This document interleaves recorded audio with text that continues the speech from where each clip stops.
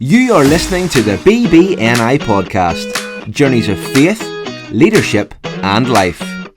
Welcome to the BBNI podcast. Can you believe we are at series 4 already? Who'd have thought when we started recording season 1 that we would get so many great guests into the first 3 seasons? I know. And now we're at season 4. Wow. It's crazy. And we're starting season 4 a wee bit differently, aren't we, Lisa? Yeah, just a bit. We thought that, instead of just doing the normal, bring them into the podcast, we'd actually share something else with you to kick off season 4. So yeah, we're going to show you a talk that we both did earlier in the session, which was November time. Yeah, November we got this really cool invitation to come and speak to men at the regular Joe's conference organised by We Are Rumble. So what an opportunity to come and share our new vision of raising generations of Christ-like men with a group of men. And it was a fantastic day where we got to meet loads of interesting people, and we shared on the main stage a wee bit about that vision, about who we are as BBNI, but also we got to share in a seminar. So what we're going to share today is the actual talk, isn't it? Yeah, it is. And we're so thankful to Spud at Rumble for letting us have the footage for it and letting us share it out on our podcast. So we really enjoyed doing it. We got great feedback from the people that were in the room that day when we did it. So we really hope that you enjoy listening to it and that it encourages you and it challenges you about what you can do wherever you are to raise generations of Christ-like men. Yeah, so let's hit play and look back at that talk in November. Enjoy. The second running of Boys, Men and Church. It's myself along with David and Lisa. Feel free to listen in, and then by all means give us some of your feedback at the end. Some of your questions would be great. And without further ado, I'll hand it over to David from Boys Brigade. So welcome him, please. Thank you. Cheers. Thank you very much, Spud.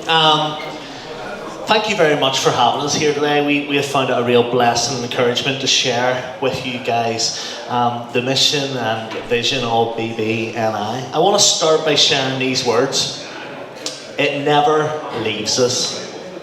It never leaves us. These are the words of James Nesbitt in a video clip with Sir Alex Ferguson, where they shared fond memories of Boys Brigade and even recite together the hymn, Will Your Anchor Hold. So in this, if you've ever seen this clip, it went around the internet a few years ago, but both of them sharing about their memories and singing this hymn together, saying each line backwards and forwards. You all know the hymn.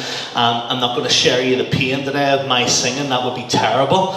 Although it has been known we did a mission clip a few years ago where I got forced to sing Will Your Anchor Hold on camera, so it's doing the rounds somewhere out there. But yes, I'm not going to sing it. But as they finish jointly sharing the words of that hymn, grounded firm and deep in the Saviour's love, we hear James Nesbitt say those words that I started with. It never leaves us. A YouGov survey revealed that 61% of young men feel pressured to man up due to damaging gender stereotypes. And 1 in 4 UK males aged 16 to 29 believe it's harder to be a man than a woman today. And a fifth of those who are aware of social media influencer Andrew Tate hold a favourable view of him. Tate, who has 9.9 million followers on X or Twitter, and his video content's been viewed 11.6 billion times. A man who faces serious charges including human trafficking, rape, and leading a criminal gang to exploit women. This is a role model for our boys and young men. In 2024, boys and young men look to role models who are just a click away by everything they consume on a smartphone. And we as men, it's great to join together as men, we as men have a choice. We can reminisce about how, well, in our day, we were simply told to man up. Or In our day, we didn't have smartphones. We can have that view or attitude, or we can acknowledge that today's young men face very different challenges that we may fully never really grasp. But what we can do is be present for them, to share in their struggles, their joys, their successes, and to mentor and guide them. And we can support them, we can model Christ-like values, and above all, share Jesus with them. Each of us here today has a role in their journey into manhood. Our hope, our prayer in BBNI is to raise, as we've mentioned earlier today, raise generations of Christ-like men. And BBNI is just the beginning of that journey.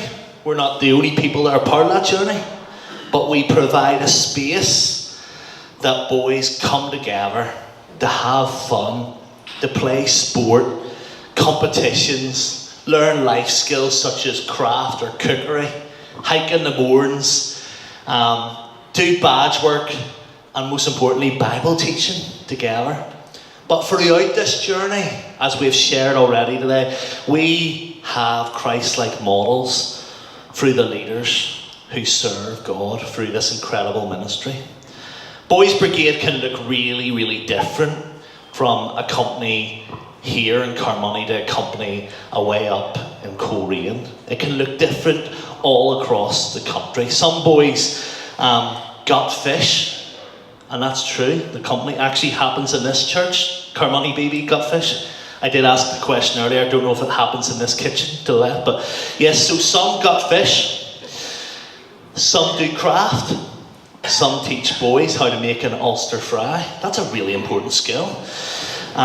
Some do marching, some play chess, some play football, lots of different activities, but the one thing that remains the same is our object, the advancement of Christ's kingdom. Hebrews 6 verse 19 says, we have this hope as an anchor for the soul, a hope both sure and steadfast. Our hope and prayer is that one day, the boys that come along, week after week, year after year, will know, will love, and follow Jesus, and know that God is their anchor in their life, whatever they're faced with. A minister shared with me about how he had an elderly church member in his 90s who wasn't connected to the church in a regular sense, but was a member of the church. And he'd been admitted to hospital, so he wasn't too well. And the minister had been visiting him regularly in hospital. And the gentleman who was loosely connected to the church during these visits recalled of his memories of BB. He described the activities, what all he did as a boy, what he enjoyed, and what Boys Brigade meant to him. The minister enjoyed these conversations, listening to these stories, and each visit, the gentleman shared more and more stories about BB. During one of these visits, the gentleman, while chatting about BB, made a decision. He decided he wanted to follow Jesus and came to faith. The seeds planted in this man's life as a child through BB flourished in his 90s. It never leaves us. I think it's safe for me to assume that everybody in this room has heard of David and Goliath.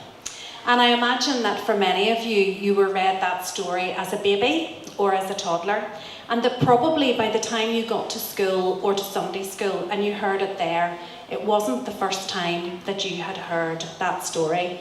A story of a young boy who slayed a 9-foot-tall giant. Well, one night in BB, a leader was telling what he thought was a well-known story. And as he told the story, he caught the animation in the face of this little boy. The eyes widened, and the boy began to rock backwards and forwards. And as the story reached its climax and the stone hit Goliath, the boy jumped up and shouted, "He killed the giant!" And it was then that the leader truly realised that this boy had never heard that story before. The Good News People report recently published by the Evangelical Alliance cited that 57% of the general population don't currently attend church. And our research shows that around 60% of the boys who attend BB have no other church connection. What a great privilege and an opportunity it is for us to have boys and young men who come into a church building to attend BB. But it's imperative that we then take seriously the responsibility that we have of ensuring that those boys and young men hear about the love of a Saviour. Because with the way that society is responding to Christian teaching, BB might be the only time that those boys hear the gospel. BBNI is a partnership. It's a ministry tool for the church, and it's built on relationships. And so to fully realise our vision of raising generations of Christ-like men, we strive to work together with the church. And as we formed our new strategy, it was so encouraging to meet with many chaplains to facilitate conversations as they considered how best we can work together, how BB integrates with the church activity, the role that the church should be playing in the faith development of the leaders, and how through both BB and the church we can support boys and young men and develop in them godly characteristics. One leader recently told me, "I came through BB as a boy, and with some difficult situations at home through sickness, I found BB to be a welcome escape, where I was able to enjoy myself and learn from our leaders about how to be a godly man. I love BB as an extension of the church family, and we are able to bring Jesus into the homes of many people who do not yet know him." We know that we have still some work to do, and for a variety of reasons, not every BB company enjoys a healthy relationship with their church. But from experience, we know that the BB companies that thrive spiritually are those where the leaders and the church work in partnership, where the minister is known in the company and known to the boys, and where the church prays for and meaningfully supports the leaders. David has just told us about James Nesbitt saying, "It never leaves us." So when you leave here today, I'm sure you'll reflect on what you've heard throughout the whole day. And I wonder what God is stirring in your heart that will not leave you today. For you to consider, if you have a BB company in your church, why not ask the leaders if you can pray with them? Another challenge, could you help with your BB company? 66% of our leaders are male, which is brilliant, but there are many companies that struggle to get enough leaders. We know the benefits of bringing us all together today as men, but we know the benefits of positive male role models for boys.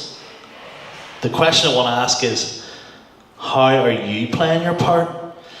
Can you champion young leaders within your BB company or within your church? Think about who invested in you 10, 20, 30, maybe 40, 50. I'm not going to keep going years ago. But how can you pay back that by investing in the younger generation? Or maybe you're involved in your men's ministry. Maybe you brought a group today from your church.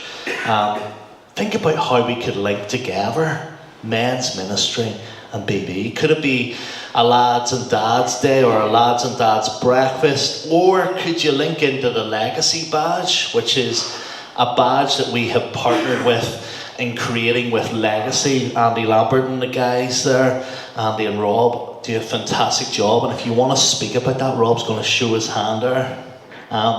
we've got a fantastic resource there that we're delivering with them. So that's something that you could involve your boys and BB and their dads. Or do you have a skill or a trade that would interest the boys, and you could go and share those skills, go deliver a session with the boys. And if you don't have a BB company in your church, would it be something that maybe is a suitable ministry tool for your church? Have a chat with me or Lisa before you go today. Regardless of whether you have a BB company or not, would you like to pray for an hour BB company? We can link you with a company. We have over 240 of them. How amazing would it be to know that, you know, if we left here today, that there's lots of companies getting prayer for from you guys. We can simply give you a name of a company. It may be First Culnady or First Hamlet O'Crilly, and these are actual real names of companies in case you think of making up locations. I've been working BB for about 7 years, I said earlier, and I'd never heard of these places till then, but now they are real. But we would more than happy share a name of a company, a wee bit about them, that you could pray for them. We have these here nice wee prayer cards, which should be in front of you, and a copy of our wee strategy as well there. Take some of those home, share them with people. Please take them, because there's nothing more important, nothing more powerful than prayer. So we would love you to pray for us. The next few years will be challenging for all ministry, as the truth of the Bible becomes even more diluted. The 2024 Good Childhood Report by the Children's Society asked a number of questions to 10 to 15-year-olds, and they compared the responses to those questions in 2009 to the responses to those in 2021. So they asked their young people to rate their happiness with different aspects of their life. And this touches on something that Peter said earlier. They found that happiness with their friends had decreased.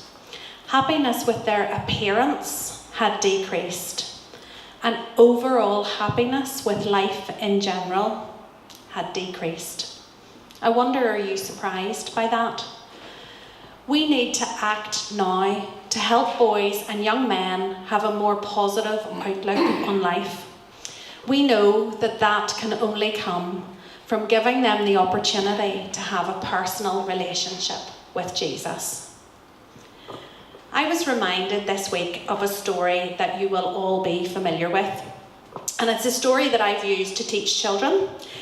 But when reading it this week, God does that really amazing thing that he often does, but he helped me to see that story through a totally different lens. So you'll know about a boy who handed over his lunch of 5 loaves and 2 fish, and instead of feeding just that little boy, it fed 5,000 men. That little boy gave all that he had that day, and Jesus used it to feed 5,000 men. And so as I'm reading it this week, preparing for today, I'm struck by a few things. That little boy surrendered everything he had, and Jesus used it for who? The men around him. Role modelling what it means to be a Christ-like man can have such a positive impact on boys and young men. But it is a two-way process. We must remember that God is also using those boys and young men. So we need to invest in them, we need to listen to them, we need to champion them, and we need to give them opportunities to lead. That little boy surrendered everything he had, and we're asked to do the same every day, giving everything over to God and letting him use every part of our lives. Our vision of raising generations of Christ-like men is a good one. And we're praying that God will direct us and guide us in that vision. But it is not an exclusive vision, because BBNI is just one player in the ministry space.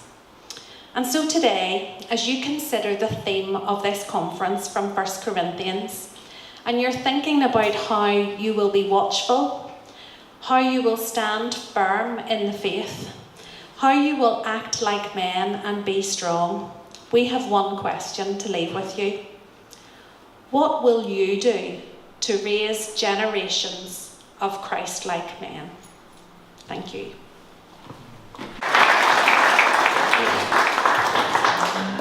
Thank you, David. Thank you, Lisa. David, I hope you don't mind me pointing it out, but Lisa, thank you so much for being here with us today. We've really been blessed by you, and hopefully you've been blessed by being here amongst all these other men. Thank you for letting me come. It's been a real privilege to have you guys here. I have to have a time of confession with you all now. I never went to BB. I went to campaigners. Yes. I grew up in campaigners. I came to faith in campaigners. I learned a lot through campaigners. Very similar organisation back then to what BB is and still is today. BB was always seen as the enemy. And every now and again you used to, get a football match or a swimming comp or something like that against the BBs and everything. But it was looking back on it and reflecting on it for today, it really did form and shape me who I am today as a man. I grew up in a great family home with a sister and mother and father who loved Jesus. But there's an old saying, isn't there, that it takes a village to raise a child, and it very much was that way for me, and I think it's the way it should be for every child who gets brought up in the church, in the family of faith, that there should be good, godly men around them who can, okay, I got slapped around a wee bit because I stepped out of line. That was a bit different back then. They put a hard tackle in on you when you were playing a wee kickabout in the hall. But they taught you how to polish shoes. They taught you how to change a wheel, a tire. They taught you how to make a really bad, weak cup of tea for passing your badge. And they pretended that they liked it when they took a sip of it, and they'll probably spat it out. But they formed me and who I am today as a man, and I went on then to become a leader myself. And this is something that campaigners is no more.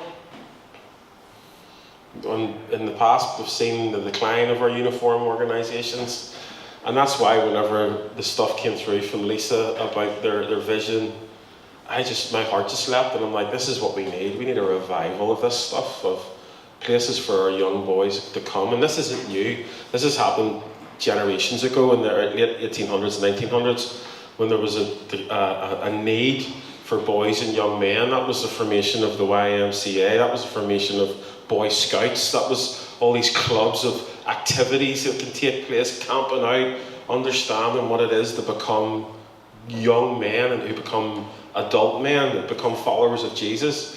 And the formation of that is what we desperately need to grasp again in our churches, because it's absent. It's not on the agenda of leadership structures. When it comes to, I have a few friends in ministry who have done things like plant a church in a new place. There's never been a church before, and it becomes quite successful, and they look to add on staff. First thing they look to add in is like a youth worker. And normally 9 times out of 10 in today's climate, that youth worker can maybe be between 2 and 4 years older than the young people that they're actually leading. And it's led to a point where we have amazing youth ministries, yes, but for a lot of the time we have adolescents leading adolescents. I'm 44, and back in my day, we never had professionalised youth ministry. You had a husband and wife who were like spiritual father figures and mother figures to the young people. They taught us indirectly, here's how you serve the church. Here's how you have a job. Here's how you have a loving marriage. Here's how you raise a family. And here's how you still love Jesus. And it's all became departmentalized. Everything's just seen as things like boys go to Boys Brigade, not far from here. It's like the parents just see them dropping them off for an hour and a half's rest, and then they come back and pick them up again. Where we need a partnership, as the guys talked about, with the church, with the parents, with everyone being involved. When my boys first started mini rugby, it was literally within 4 weeks I was getting hounded to start being a coach. Because it's like, if you want your kids to be here, you've got to help and serve. You've got to step up, or this club doesn't exist without your support. But that has become absent in our churches. We don't have a lot of the youth ministry, a lot of children's ministry space. It's young people or women looking after it all. There's been for some reason, a stigma or a falling away of men being involved in these spaces. And this is why we're looking at this topic in this particular seminar of boys, men, and the church. And we need to understand how we need to rise up and have a voice in making sure that it gets back on the agenda, and our churches start looking at this as an urgent need and begin to implement plans and missions to make the turnaround happen. This was a study recently that was released in 2021 from obviously a lot of the research and all of this stuff does come from the States. Unfortunately, we don't have the same criteria for a lot of research studies and stuff, but it does clearly show that it's the parents who drive passing on of the faith, especially in boys. And this is far outstripping everything when it comes to ministry. Here's a 35-year study showing that it's the father that matters in the life of their children, in the passing on of the faith from childhood to adulthood. There is a cliff edge at the moment with our young people, even the ones who have grown up in the church. When they reach that age of 18 to 20, we're losing them and they drift off into universities and colleges and careers. Because there's no pathway for them into adulthood in the church. Everything's been, as again, set it into its own wee, corners and their own wee tribes. If you have a church today who's got a really successful youth ministry, they have a problem whenever they come to young adults, because then they think, we need to have a young adults now. We've got all these young people who are too old for their youth now, so they need we can't have them integrate with 40-year-olds. God forbid that would happen. We can't have them integrate with 50 and 60-year-olds. They need to have their own wee tribe, and they need to have their own wee department. No, we need to understand the generational passing on of the faith, and that's where it must come down to embracing a ministry model for men. What is that? What does that look like for every local church? It's easier than what you think, guys. It really is. But the problem is, it's a necessarily urgent issue that we have to address. I love the story by Faith Like Potatoes guy. I mentioned his name earlier. Angus Buchan talks about a story of an African game reserve in South Africa in the late 80s, early 1990s. They had an overpopulation of male bull elephants. So they didn't know what they could do. They couldn't contain it anymore. So they brought in a so-called expert, and their advice was, what you're going to do is you're going to cut off at a certain age range, and we're going to ship out all the older ones to different parts of the world that need male elephants.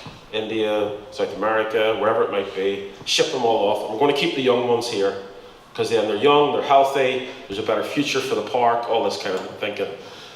And then what began to happen over a period of years, weird situations began to happen. These young bull elephants began going crazy. They began attacking different things. Other rhinos were showing up dead because they were speared with a tusk. And it was weird because they knew it wasn't poachers, and it turns out it was these elephants attacking rhinos. All these weird different things began to happen. So they brought in the expert that they should have brought in the first instance. They explained to them what had happened, that they'd got rid of all this old guard. And this expert was thinking, okay, what you're going to do is you're going to go and bring back just a handful, 3, 4, 5 of the original old ones that were here, that were part of the herd, and we're going to integrate them back into the herd again. And literally within weeks, everything was restored to normal again. Now here's the thing that didn't happen. The old elephant didn't go up toe to toe against the young one to try and determine who's the big dog in the herd. All they did was mark their territory. They scuffed their trunks or their tusks up against a few trees just to let them know. They sat at the watering hole. Their presence was enough to restore calm and order. That, I think, is the perfect picture of what we need to see happen in our churches and for our young people. There's a few old grey hairs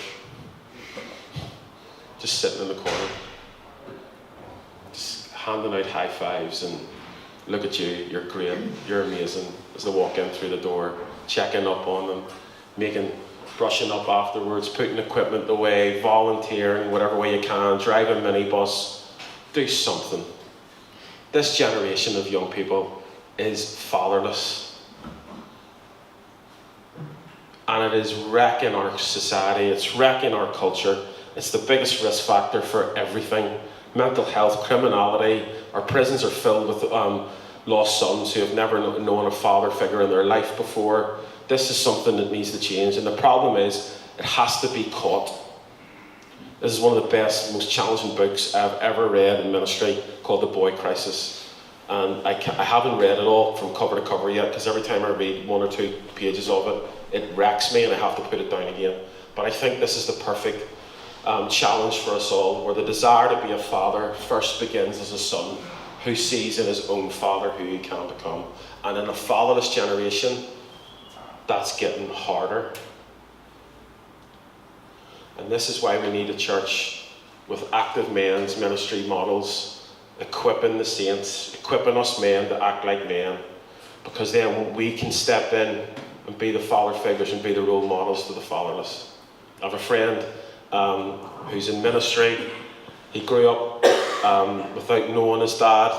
He's still active and playing a bit of football, and he was telling me a few years ago they competed in their local cup final, and he said, "Spud, I thought it was going to be great, but I was looking around it," and he's near the same age as me. He says, "I was looking around at everybody else, their family had all come out, their mums and dads came out, and I'm in my 40s thinking, my dad's never came to anything that I've ever done."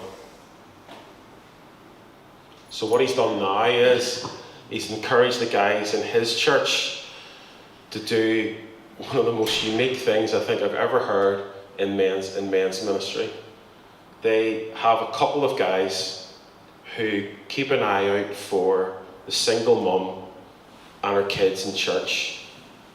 And what they began to do is develop a friendship with the mum and the kids to take an active interest in the kids' sports clubs.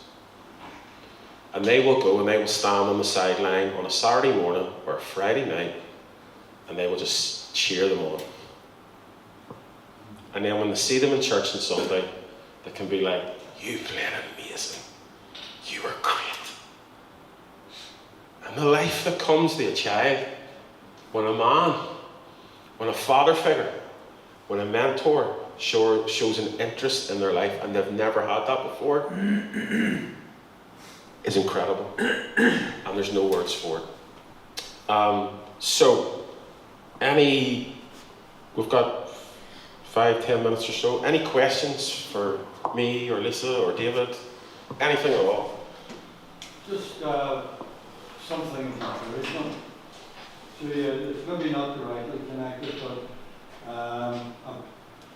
with a number of other folk, we've been able to get into 3 primary schools in Ballymena, prayer spaces in schools. Parents have the opportunity to not send their kids. I think in the 3 primary schools we got into, it was less than a handful in total that didn't come in. It was from P1 to P7, many of them no church connection, and they all prayed. Brilliant. So that's the first thing. The second thing is revival is happening in schools in this province. So in Ballymena, in one school, the junior scripture union, 150 kids every week. Senior one, 150. And in another school in Ballyclare, it's 250 in each. Brilliant. Revival is starting to happen, and we need to encourage it. Yeah. We need to be there for our kids, our grandkids. And the final thing is that in every revival that has happened in church history, young people have been fundamental to it. Jesus' disciples, late teens, early 20s. The 1859 revival here in Ulster, 4 guys who were around 20 to 24. Not 40 to 60 to 70 and 80. But we need to be there to help them. So I just Absolutely, wanted no, to encourage 100%, no, definitely. That's, you know, one of my favourite verses is always that last promise as the Old Testament draws to a close before the 400 years of silence before Jesus comes, or John the Baptist comes first walking. And Mark is, you know, he'll turn the hearts of the fathers to the sons, and the hearts of the sons to the fathers in that year, in that time and in that season. But then it does go on to say that if that doesn't happen, you'll live in a cursed land. And I do honestly believe that's the days that we're living in now, and we need the hearts of the fathers. So bless you guys for doing that, that's amazing. Anyone else? Well, I can add to that. Young people are coming to faith on the Irish Peninsula. Yep. Within recent weeks and through the summer. Brilliant. So it's happening. Yeah. It's happening. Sharing, That's brilliant, it is. It's with the young people. Yep. Can I ask a question? Absolutely. Sometimes, maybe one of the biggest difficulties that I find is whenever people are just like totally, you can really on for faith or you can be really against it, and then at least there's a conversation. But when you're in this place in the middle where you're just ambivalent, you just don't care. You know, you maybe even know, yeah, I believe, because people like there's some of those guys who were on the screen earlier have made making Christianity weird again. People are actually maybe more kind of like, yes, there is a God, but I'm just not interested in a relationship. What's the best way to start to chip away into that? So interestingly, the reason I'm laughing, I think you're 100% spot on with that. It's being you. People don't read the Bible; they read us. So whatever we go through in life, because life's always going to hit us and everybody. If you're living and breathing, life's going to hit you. Sadness, loss, heartbreak, you know, illness, you know, every loss of a loved one, financial problems, everything's going to hit us. And I think people are crying out these days. They're crying out for purpose and meaning, and what is life all about? Why am I here? And I think nothing better comes from that than Christians being themselves. I have a working method with that at the moment in my own life. So the gym that I go to isn't far from here, and I've just tried to be Spud. I hate, because you imagine me meeting a guy for the first time, and they're like, well, what do you do? Well, you know, I run a men's ministry that tries to introduce men like you to Jesus. That's the end of that conversation. You know what I mean? Like, I have to be very careful how I introduce myself to unsaved people. But the problem is as Christians, we are so good at isolating ourselves and cutting ourselves off from the outside world that very few of us have very many unsaved friends. And it's not until you actually get alongside them. You don't try and preach to them straight away. You try to walk with them for a bit. You try to relate with them a bit. You try to, and that whole time you're praying. So even in the gym, as then people get to know who you are, and then they figure out who you are and what you do. And you're like, all right, you're like a pastor then. I'm like, well, yeah, I am, but it's a wee bit, you know, I do some other stuff as well. And within, all of a sudden, as soon as life hits them, they're opening up. They're like, can we get a coffee? You're like, I'm struggling. Can I, you know, some of them are here today. Yeah, there's no one here. Some of them are here today, and they're on a journey. And that's not me trying to throw it at them. That's why I'm always very careful with what I post on social media, because I'm always looking at it going, right, if you're one of my mates in the gym or from the golf course that I've met, how are you going to look at that? Or if you're a Christian, yeah, you might going to get that. So you have to be very careful with these things. But I think, going back to your question, we're called to be fishers of men. That's like, Jesus said, come follow me, and I'm going to teach you how to fish for men. That's purpose and identity in the same sentence. So we need to figure that out, how we best do that. And a lot of the time, I would just encourage you to get alongside unsaved people. Love them. Don't try and preach to them. hear what they're suffering, hear what their questions are, and don't think you have to have all the answers, and just watch and see what God does through you.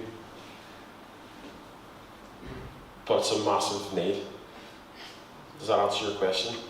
Or you can come back at me with another one if I didn't get it right. Sorry, but the bit about example is the part about being an example to someone is very soul searching, because you know how many people say to you or hear the comment, well, if you're a Christian, I don't want to be one. Or if that's how they are. So the example, and I found that there's that thing about talking to God about people before you talk to people about God. And I firmly believe the example, and how none of us perfect, and at least you hold our hands up and say, we're not, but hey, this is what we've got. But particularly youth work, I think young people will remember you more for what you ever did or saw than whatever you told. 100%. Yeah. That example, and it's a tough life out there. Yeah, I was saying in the last session, I was speaking at a men's event in North Belfast, a men's night, and the guy who was there, one of the guys who was there used to be an old neighbour of mine, and he opened up to me, he's like, Spud, I've been through a terrible, COVID hit him really bad, he was in a real dark place, and he reached, he'd been backsliding for 20 years before that. And he says, I was in the Spar one day, and I bumped into the guy who was my old BB captain. And he's like, you're not okay, what's wrong? And he just poured his heart out. The BB captain, the old BB captain, led him to faith there and then. And he's completely turned his life around, because the BB captain was a role model and a solid example of Christ in his life and in his word.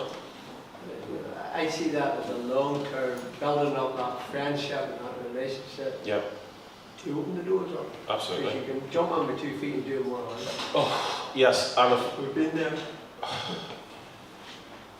There is no other way for me to put this. In men's evangelism that we do quite a bit of, one of the stumbling blocks for a lot of guys out there who have no faith is the church. And we have to divorce the gospel from the church and bring it all back to Jesus. And say, look, some of them are like, if you're telling me you want me to be like him, who swindled me out of money, told me he was a Christian, I don't want nothing to do with it. Or if you told me you want to be like him, and I start pointing out bad eggs, and you're like, look, I'm sorry that happened to you. That's not what we're talking about. We're talking about Jesus here. I was trying to keep it all, and it's keeping the main thing. Can I ask a BB question? Please do, because I'm fed up talking. Lisa? For me, I was in the BB from I was a wee anchor boy the whole way up. I was the wee one that stood in the unit pyramid when health and safety wasn't a thing. Yes. And I loved it. I loved BB. Well, I got to 15 and I was done with BB. I was bored. It wasn't relevant anymore. How do you... And it wasn't because I was against faith or anything like that. It was just like, I'm done with this. How do you keep it relevant for those kids who are veering into those later teenage years, who you want to keep? And it's the same in the church. We know this. There's that in between time. Ruben and myself, we're in our youth leaders in our church. There's a 16 to 18 sort of year old, and I say if you don't keep them and have something to keep them, they go. And I'm just wondering, how does BB keep relevant? How do you? I think it's a real challenge, and I'm going to throw it back because there's BB leaders in this room who deal with that age group who for us, it's about relevance and relationships, and it's about always moving and knowing who you're dealing with. So every BB will operate totally differently because it has to be driven by the leaders and their skills and the boys in front of you. And that's what we're trying to tell leaders. You can't run the same program that you did 20 years ago because boys are not the same. They're not the same as 5 years ago. There's people here not from, I know who the fish gutters are in this table here. And it's that, and it's trying to keep it relevant, but understanding that you're not going to keep them all. You just can't. I don't know whether maybe some of the other leaders in the room, whether there's a table here about legal leaders, there's a table here of leaders from this church. Have you said anything else to add to that? Well, can I just say, there comes a time, and they might still be off by the brigade, but you have to look at young men, And instead of just looking at boys in front of you, sometimes you have to allow them to be men and sort of start treating them like men. Like I don't know all the elders, but you know, we have a few young boys. There's actually one that comes to ours that's working, and it's amazing to see that fella coming from work. Like, and who cares if there's a BB uniform on? Like last night, he came in and I says, "Did you grease in your hands?" He says, "Aye, why?" I says, "Because you wipe your..." And he goes, "Aye, I do that." And you know, that does your heart good to see that young fella is still that boys' brigade, but he is now a man. Brilliant. Yeah. Yeah. I think also the generational thing that we talk about, a lot of our BB leaders maybe grew up through BB as a boy. So what we will always say to our leaders again, it's about thinking this is 2024, what is relevant for our young people. Don't just be a BB leader that relives your BB childhood. Keep moving forward, keep pressing forward. Yeah, brilliant. Sorry, you're right in that, David. Sorry for putting in because, and I'm not anti-church, obviously. There's people in this room know me, but I think churches and sessions in churches, particularly who are looking for leaders, are very good at identifying younger people to be leaders and involved in it. But when they get them on board, they say, "Oh, well, you said they have you, but hey, by the way, this is how you do it." You need to be excited to get in and let them loose, because the generation has changed. Ideas, the buy-in strategy and all sorts of things. You've got to be go with the change, but never water it down. We have a reason for being here, but there's a change, and the reason is the truth.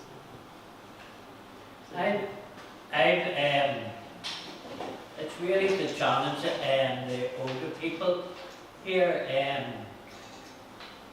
The BB people know what I'm going to say. I knew about Martin Tucson, and he used to go into, he used to be in the BMX years ago in 1980 when it first came out. He is actually 56-year-old man now, and he goes around boys' brigades doing front hops, back hops, Spider-Man and whatever. So that would show the young people in these days that a man of 57 doing all them tricks, something right when you do that. You could look it up, yeah. Something there.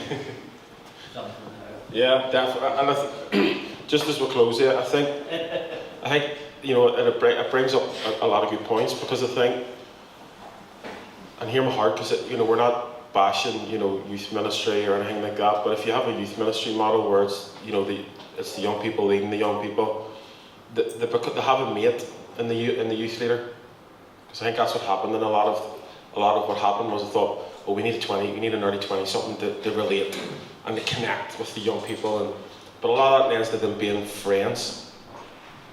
But I love the fact that you guys are leading your youth ministry, and you aren't nowhere near that age. Forgive me. but you're a role model then, and there's something different in that. There's something so different in that, because you know, my sister is helping looking after my kids for me today. And what do you think the first question is, or the first nuclear option is, if my boys in particular are messing about, they don't listen to their auntie? Just wait till your dad comes home. And there is something about when an older person, especially an older guy, says to a young person, whether it's cheering them on, whether it's chastising them and helping them to correct a behaviour issue, whether it's helping them out, it's gold, guys. It really is gold. And we need to fight for it. We need to figure out a way of how to change the narrative a wee bit. So we're going to call it quits for there, and we're going to head in next door. Hopefully they'll finish. They should have, because we're starting in about 8 minutes with the last session with Phil Emerson, and I just can't wait to hear Phil. So thank you so much. Thank you, Lisa. Thank you, David. Bless you guys.